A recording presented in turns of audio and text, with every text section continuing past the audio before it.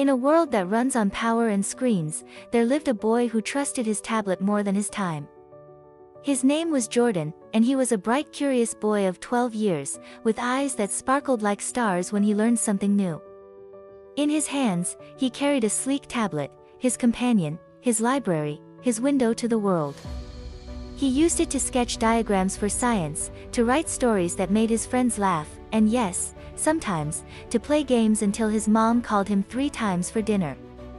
Jordan lived in a neighborhood where kids played basketball in driveways and corner stores sold snacks that tasted like childhood.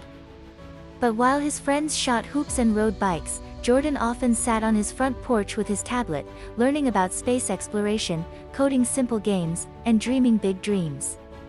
Everyone said, "That Jordan, he's going places." And Jordan believed them. One Monday morning, Ms. Rivera, his teacher, made an announcement that sent ripples of excitement through the classroom. "Class, next Friday, each of you will present a project on a topic of your choice. Make it interesting. Make it yours." Jordan's heart leaped.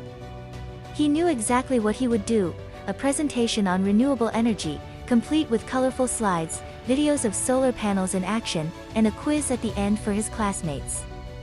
He worked on it every evening for a week, perfecting every detail, adding animations that swooshed and text that glowed. By Thursday night, his project was a masterpiece.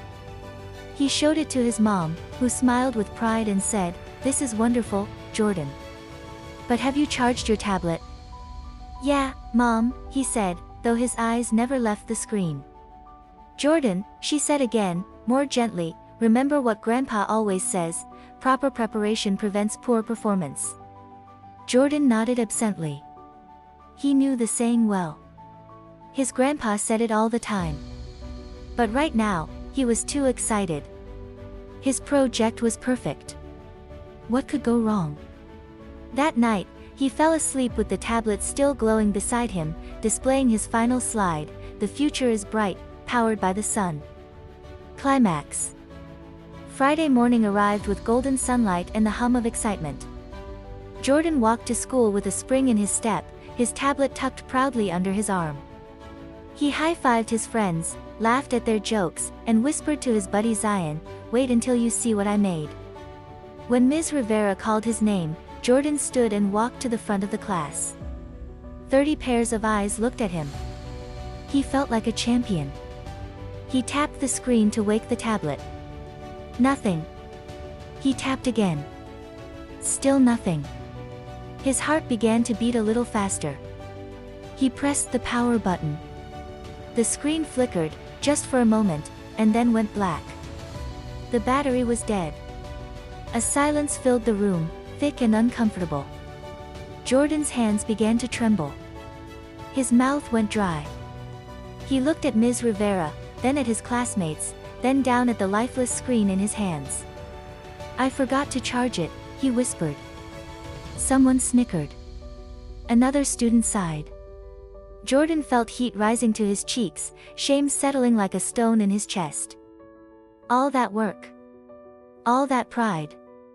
Gone not because his project wasn't good, but because he hadn't been ready.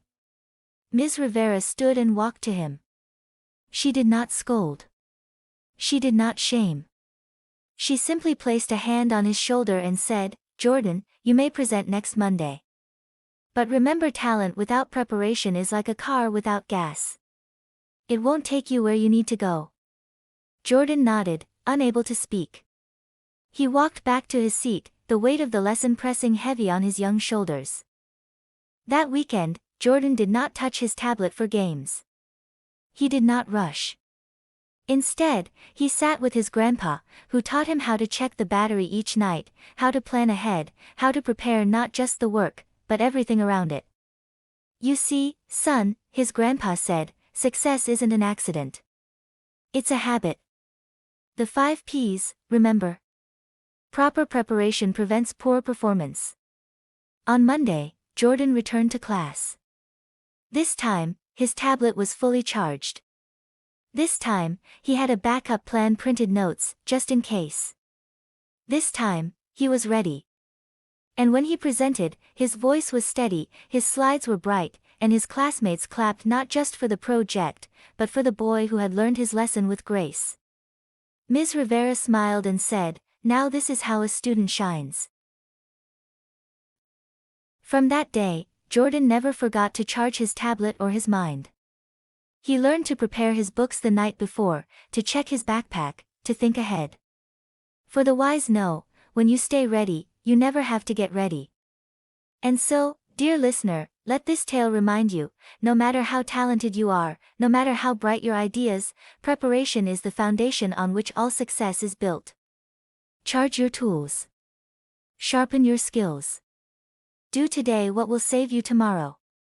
For as the wise say, an ounce of preparation is worth a pound of regret. If you enjoyed this story, remember preparation prevents disappointment. Like, comment, and subscribe to Folktale at Dawn for more tales that light the heart and guide the soul. Until the next tale, stay ready, stay wise, and may your path be ever bright.